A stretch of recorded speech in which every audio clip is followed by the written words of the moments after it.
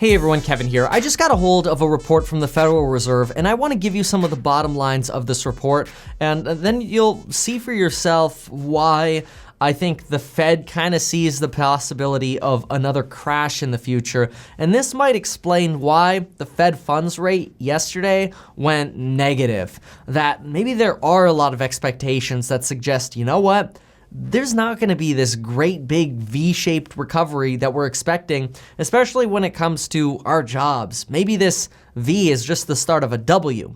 Now, no guarantees, right? This is just kind of a Fed report on people's expectations and businesses' expectations and some observations they're making. But I think it's really important we pay attention to this report. So I want to give you these conclusions as simply as possible and try to help draw some conclusions in this video. Let's just get right into it. This is the study that the Fed just published. It's Perspectives from Main Street, the impact of COVID-19 on communities and entities serving them, which, just a heads up, entities serving them means businesses, enterprise. Very, very important, and those perspectives really matter. Here's some bottom lines from this. I'm not gonna go through and read you all of this, trust me. When I read these things, I sit here and I highlight all the things that matter. I'm just gonna give you some bottom lines. This report found that 91% of businesses are currently experiencing substantial interruptions, but that's obvious. Everybody's feeling pain now, pretty much everybody.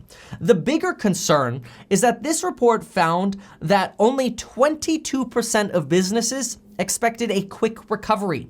Keep that in mind, because over 69% of businesses expected a difficult recovery, and 84% of businesses thought it would take more than 6 months after this recovery to actually go back to normal. And that makes sense because think about it. If you're working at Red Robin as a server and you're used to waiting on 5 or 6 tables at the same time, and all of a sudden everything's socially distant and you can only have half as many tables and your cleaning regimen just doubled what you're usually doing, you gotta change the quat bucket out every 5 minutes instead of every 5 hours like companies used to do, well, that's gonna slow things down, and guess what it's going to mean? Less profit for you, as in income, less tips for you, and less income for the business. And if businesses are going in, more than 69% are thinking that we're going to have a difficult recovery and 84% think it's going to take longer than 6 months to go back to normal. What does that mean? Well, it means businesses are not going to hire back as many people as we think. A lot of us right now think, oh, 14.1% unemployment rate, millions of people without jobs. It's all right. That's we're looking in the rear view mirror. That's old news. Let's focus on what's going forward. Yeah, those numbers are bad, but that's rear view mirror talk. Yeah, we know it's bad.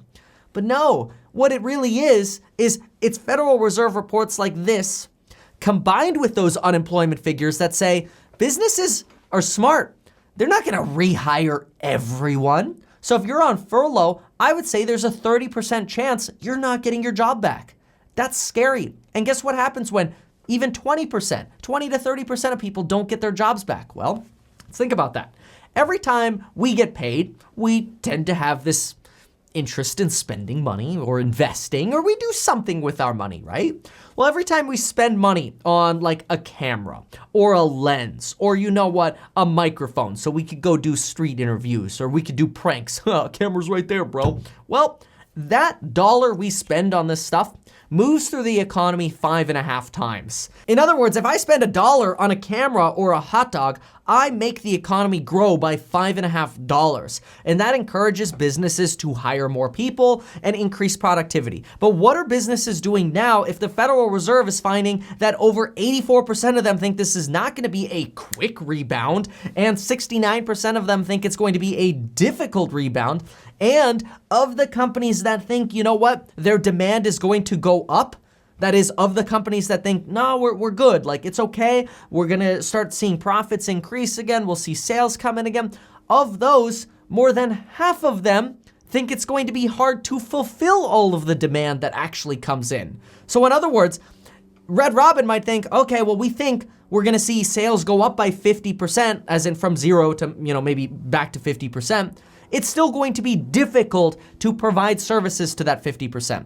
So simply put, like English here, Kevin, businesses that might have sold 10 hot dogs are now maybe expecting to sell 5 hot dogs, except those 5 hot dogs gotta be squeaky clean hot dogs. So there's gonna be a lot more work going into those 5 hot dogs, which generally means businesses are going, you know what? We gotta focus on the bottom line. We got more debt because we had to borrow money to go through this crap. And you know what? While we had so many people unemployed, we kind of realized, wow, we can actually kind of operate this ship with less people and we could rebuild it slowly.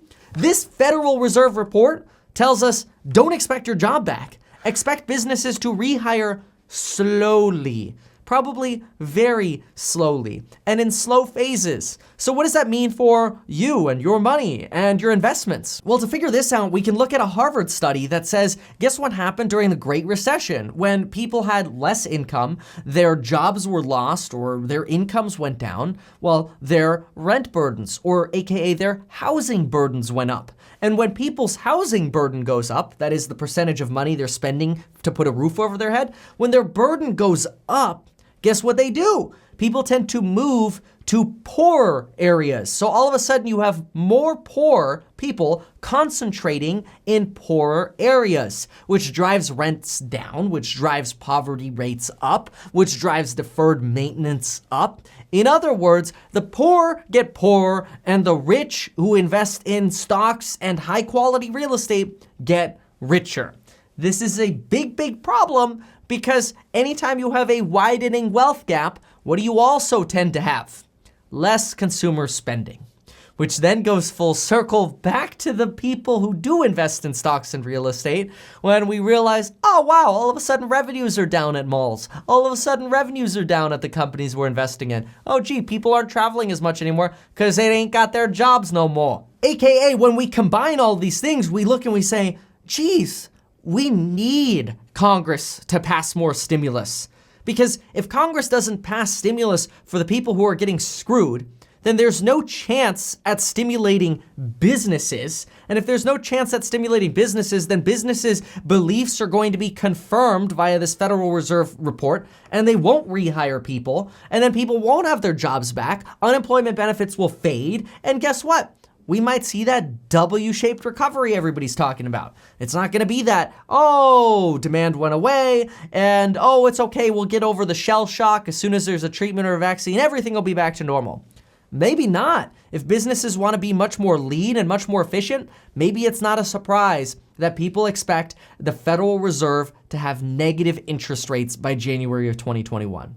Maybe negative interest rates are in our future. In other words, this recovery might take a whole heck of a lot longer than we're expecting. Which means if you're investing, now is the time more than ever to make sure that you're investing your money as much as possible in either value stocks, companies that are going to survive this, or in below market value real estate, so you can insulate yourself, ideally quality real estate. And if we need more money or we need that stimulus, well, now is the time to rally together and sign that petition for the Emergency Money for the People's Act, for example. We can actually act and encourage the government to realize that there are a lot of us out here that are going, hello, we could use some more stimulus. We know you're printing money. You can help us out too. So I don't know about you, but the biggest takeaway for me from this Federal Reserve report is that jobs might not be coming back as fast as we think. Jobs got lost really fast, but I don't think they're all gonna bounce back the way the media is playing it up to be. Oh yeah, we lost millions of jobs, but they'll be right back. You know, we'll be able to rehire right away. Look, all the tickets sold out at Disney Shanghai the moment they reopened. Yeah, but Disney only allowed 30% capacity, which means, yeah, the tickets sold out at Disney Shanghai upon reopening at 30% capacity. That's pathetic. That's not good. How many, you think Disney Shanghai is rehiring all of the people they laid off or furloughed? Me thinks not. But me does think you want 2 free stocks, and you should go to the link down below to get yourself 2 free stocks when you deposit $100 with Webull. And of course, while you're at it, get life insurance once and for all, and stop researching a million different YouTube videos trying to figure out, well, should I have the annuity or whole life or this or that? Just get life insurance. Join me in the program's link below, folks. I go live every morning at 9 a.m. with my course members to answer your questions and help you invest. I'd love to see you there. Thank you so much for watching, and we'll see you next time.